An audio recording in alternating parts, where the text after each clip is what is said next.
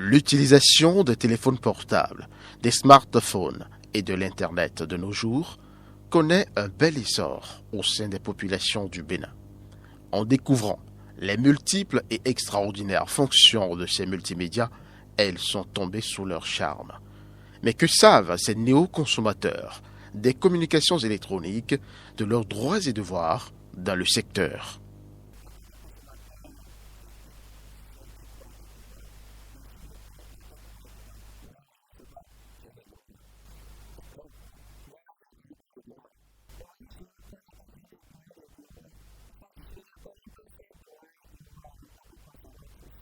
Face à cette méconnaissance probante de leurs droits et devoirs dans le secteur des communications électroniques, les citoyens consommateurs du Bénin ont besoin d'être sensibilisés, formés et éduqués par les organisations de consommateurs pour l'optimisation de leur jouissance de ces services.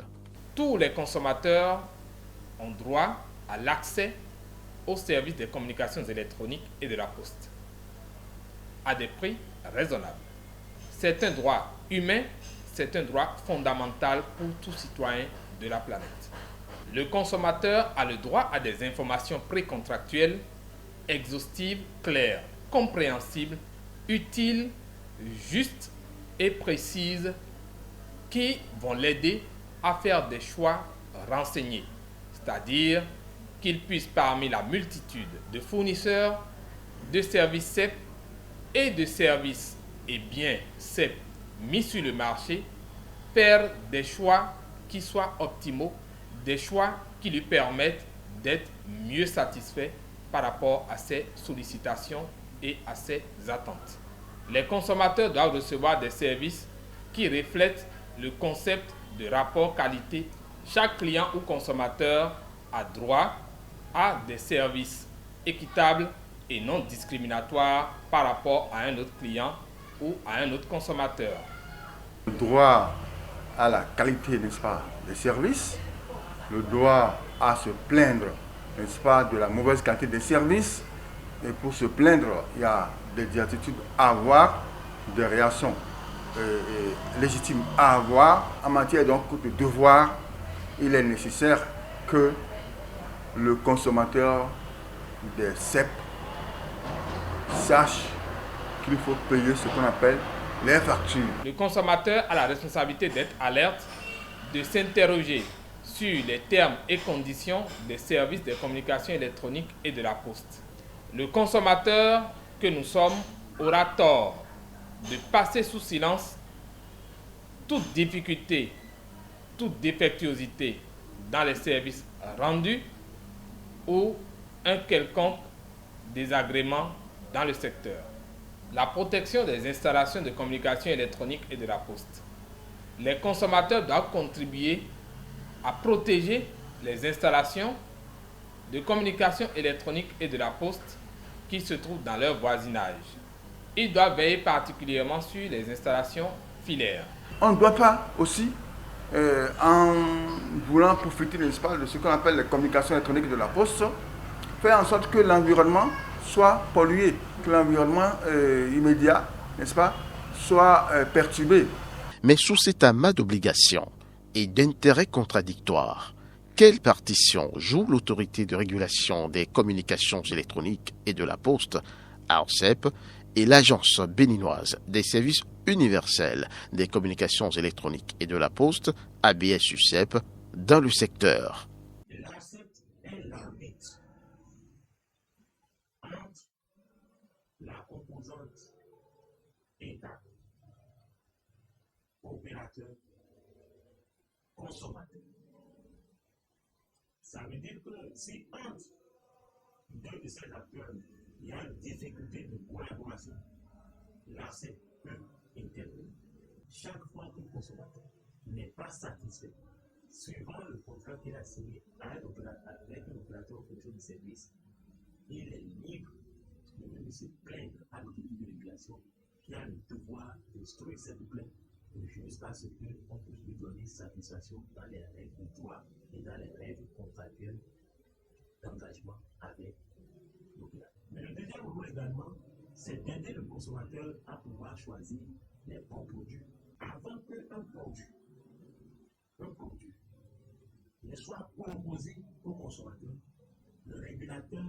déjà analysé le produit à la place du consommateur pour voir si ce produit comporte les qualités nécessaires par rapport à son prix et également par rapport à l'utilité.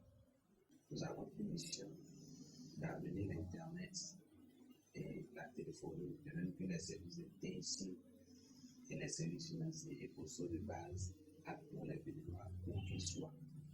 Donc, les zones qui sont considérées comme non rentables pour les opérateurs sont dans notre ligne de mire. Et les opérations qui sont considérées comme non rentables pour les opérateurs également, nous sommes, investis de les réaliser, de subventionner les opérateurs pour qu'ils puissent les réaliser au profit du consommateur. Donc, la première chose que nous avons à faire, c'est d'étendre les réseaux de téléphonie et d'Internet dans les zones les plus peuplées pour permettre aux bénévoles, pour qu'ils soient de bénéficier de ces services. Parce que la loi relative aux communications électroniques et à la poste a estimé que chaque bénévole a droit à la communication électronique. Aujourd'hui, nous allons travailler à développer des programmes de développement d'applications qui puissent permettre aux consommateurs de bénéficier de tout ce qu'il y a au bout de la connexion. C'est-à-dire des applications qui, au-delà d'utiliser la téléphonie ou l'Internet pour, disons, la voix et les données de messagerie ordinaire, qui puissent avoir des applications qui sont adaptées à ses besoins au quotidien. Avec le fort taux de pénétration de la téléphonie mobile au Bénin, il devient impérieux pour les citoyens consommateurs de s'approprier plusieurs astuces pour une meilleure utilisation de leur téléphone portable et smartphone. Voici quelques astuces utiles pour nos parents au village qui généralement sont illettrés et qui ont besoin de communiquer leur numéro à une tierce personne ou ont besoin de recharger du crédit sur leur compte. Et pour nous-mêmes, pour des numéros fraîchement acquis, il nous est parfois pas aisé de pouvoir nous rappeler des numéros. Alors, sur le réseau MTN par exemple, vous faites étoile 136, étoile 8, dièse et vous lancez l'appel. Alors, votre numéro s'affiche. Sur le réseau Move, vous faites étoile 111, étoile 2, étoile 1 et puis dièse. Et vous lancez l'appel. Et votre numéro apparaît sur votre écran. Tout portable a un code IMEI, IMEI. Et lorsqu'il s'agit par exemple des portables double SIM, vous aurez donc 2 codes IMEI. Alors, lorsque il vous arrive de perdre votre portable, vous avez la possibilité de faire bloquer le portable grâce au code IMEI. Et pour ce faire, il vous suffit de faire étoile dièse 06 dièse et vous lancez l'appel et votre code IMEI apparaît à l'écran. Alors, lorsque vous avez votre code IMEI, vous allez porter plainte à la police. Ensuite, vous informez votre opérateur de téléphonie mobile pour qu'il bloque le portable que vous avez perdu. D'autres conseils vous seront donnés au niveau de l'opérateur de téléphonie mobile afin que le blocage devienne effectif. Restriction des données en arrière-plan. Un abonné MTN qui fait un forfait, par exemple, de 40 mots, se voit épuiser son forfait après 1h, 1h30. Alors, que pouvons-nous lui conseiller afin de mieux gérer sa connexion? Lorsqu'il a son smartphone, il atteint le menu de son smartphone. Il va vers les paramètres de son smartphone. Au niveau des paramètres, il aurait déjà ou aura l'obligation d'activer sa connexion. Mais avant ça, il devra aller dans utilisation des données pour ce modèle de téléphone. Une fois dans l'utilisation des données, il active les données mobiles.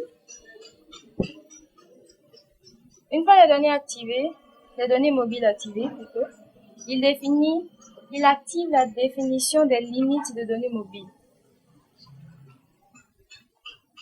Une fenêtre lui est ouverte, alors il clique sur OK. Dès qu'il clique sur OK, il a maintenant la possibilité de restreindre quelques applications inutiles en arrière-plan. Cela lui permet de moins utiliser sa connexion lorsque les données mobiles sont activées. Alors, les applications que l'on utilise plus, c'est souvent Facebook, WhatsApp, Skype, mais il y a des applications qui n'ont pas besoin d'être toujours activées. Nous avons par exemple, YouTube. YouTube, on peut le restreindre. Donc, on va sur YouTube. Une autre fenêtre nous est ouverte. Alors, on a affiché paramètres application. En bas de cela, on a restriction données arrière-plan. On clique là-dessus. Et une autre fenêtre s'ouvre pour nous demander si on est d'accord pour restreindre. On fait OK. Et une fois qu'on fait OK, l'application YouTube est désormais en mode restriction. C'est-à-dire, l'application YouTube n'aura plus à puiser dans sa connexion.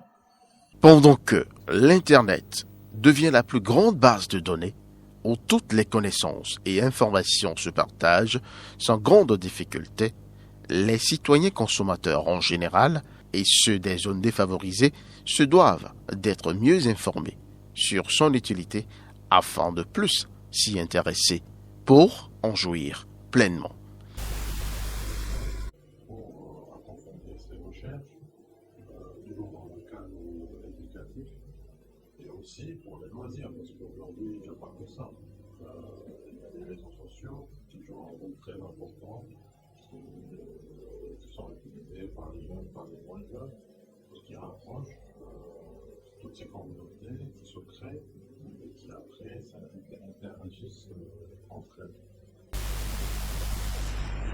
Elle peut par exemple consulter une recette sur Internet. Elle peut faire de la vidéosurveillance de son enfant, par exemple, si elle est à distance.